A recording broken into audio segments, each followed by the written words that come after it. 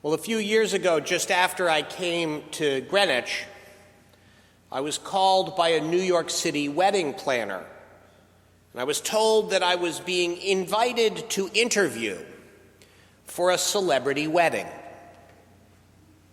The wedding was going to be out in the Hamptons the following August. Now, truth be told, the wedding planner did not come out and say celebrity. They don't do that. She said something more along the lines of a prominent couple, or a couple in the public eye, or some other euphemism. But however it was that she said it, I caught her drift. Unfortunately, I was so curious about the celebrity part, however it was that she put it, that I did not give enough thought to the whole "you've been invited to interview" part. It's kind of a strange way to talk to a pastor. We pastors like to think of ourselves as the ones doing the interviewing, after all, trying to get a sense of a couple's readiness for marriage, looking for signs that indeed God has joined their lives. But I was intrigued, probably a little flattered, and so off I went into New York for the day, wondering who the mystery couple would be and hoping it would be someone that my mother and aunts had heard of. So I'll tell you the punchline now. I never did find out. In terms of the interview, I didn't make it any further than the lobby of the wedding planner's apartment building. The whole interview was there in in a New York building, the lobby that no one ever sits in? That was where we sat. The whole thing took less than 10 minutes. She came with a list of questions. Was I okay with wearing a suit instead of a robe? By any chance, did I have a double-breasted suit? I'm not making this up. Was I familiar with how to work with a videography team? Operative word there, team. I thought I could probably figure that out. Was I okay with making the Apache wedding prayer a big part of the service in lieu of the traditional vows? Well, I have to kind of look at the prayer. Yeah, all right, yeah. So I thought she was gearing up to confirm that I would sign a non-disclosure agreement, which would have been fine. But it never got to that because I sank my whole adventure by asking my own question. I was not trying to prove a point, but since we were talking logistics, I thought it was important to ask when the couple and I would be able to meet for the premarital counseling. This stopped everything. "I'm sorry, what?" said the wedding planner. I tried to explain I wasn't fishing for secrets. I was trying to help them come to terms with what it would mean to be joining lives. And, the church has a lot that we kind of like to say about that. Now, it should have seemed funny, of course, needing to explain premarital counseling to a wedding planner, who is someone, after all, who plans weddings for a living. But these are strange times we live in. So I pressed ahead. "Well, in the church we see love as a holy mystery," I began. She cut me off right there. "I can assure you they are both highly spiritual people," she said, giving me a long look. Well, I could see that we were pretty much done. Nevertheless, I kept at it. She cut me off again. "Mr. Grant," she said, "I can see you're very attached to your way of doing things. Thanks so much for your time. Please send me your receipts for your travel and we'll be sure to reimburse you." And that was that.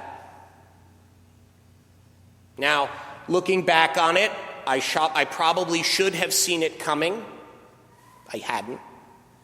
But you know what stayed with me longer was this whole window that I got into a world I'd scarcely known about, this world I'd scarcely knew existed, a world of handlers and assistants and multiple layers of insulation between people in the public eye and the rest of us. Those multiple layers that are put in place surely in part for their protection, surely in part for their best shot at privacy, or perhaps then also so that they can maintain a certain tone in their daily lives. A double-breasted suit kind of reverend. My glimpse into that world, brief as it was, made me feel like that could be a very hard and a very isolated way to live. On the other hand, this morning's parable reminds us not to be too sympathetic too fast. It reminds us that when push comes to shove, such a life would not be that hard in many respects. After all, the way Jesus tells it, the rich man lives quite well. Indeed, he is leading a fairly contented life, as a bold-faced name, living his days in a party-hardy kind of way, insulated by any number of layers from the rest of us, and from what we can tell, unrepentantly so. What's more, Jesus makes clear that this is especially insulated in the case of this particular rich man, because at his very gates, underneath his very nose, we're told there is a poor man named Lazarus who is suffering any number of indignities. The fact that Lazarus is named in the parable while the rich man is not should tell us where Jesus' own loyalties lie. Lazarus' sufferings are spelled out in aching detail, while the only specifics we get about the rich man are about his fancy clothes, his big meals, and his front gate. But then Lazarus and the rich man both die, and now the rich man is the one condemned to suffer. He looks up and sees Lazarus being comforted in heaven by Father Abraham. And the rich man hopes for mercy, just one finger dipped in cool water to ease the scorching heat of hell for even a second. And yet it probably comes as no surprise to us when he's told that a great chasm separates heaven and hell, and that any help from heaven is now impossible. In life, you see, the rich man enjoyed the many layers of separation between him and the rest of the world.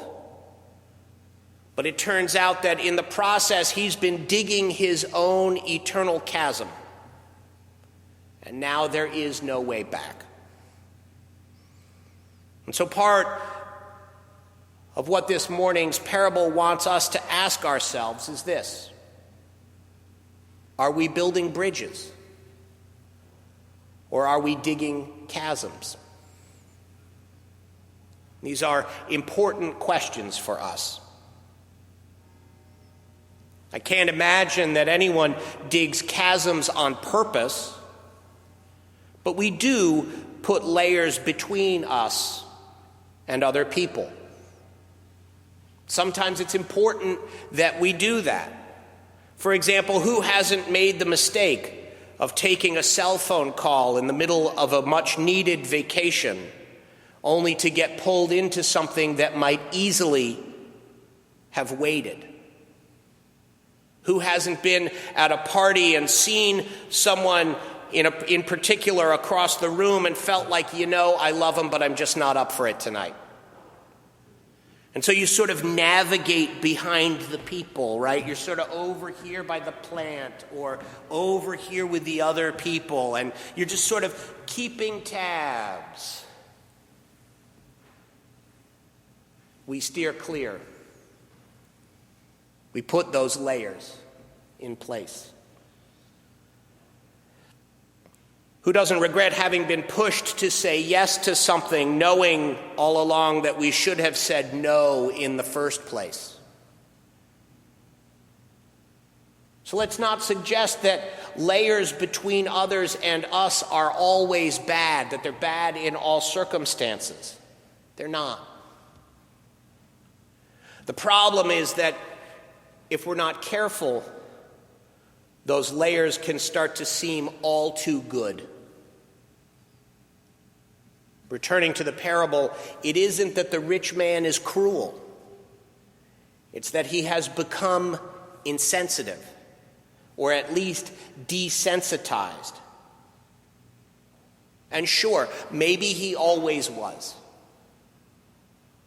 Maybe he's become so for some understandable reason. The story does not specify. There is simply the fact that here he is. And however much as he enjoys his comfort in life, it's clear that ultimately the rich man pays for having removed himself from life in general, and having removed himself from the life that is on his very doorstep. He pays for having chosen to live in a kind of contentment that Jesus ultimately finds to be false. The rich man pays for having placed so many layers of insulation between his life and the life of Lazarus. And the great tragedy of it, of course, is that it did not have to be that way. It was not supposed to be that way. God wants something better for us. And so again, what if instead of digging chasms, we committed our lives to building bridges instead?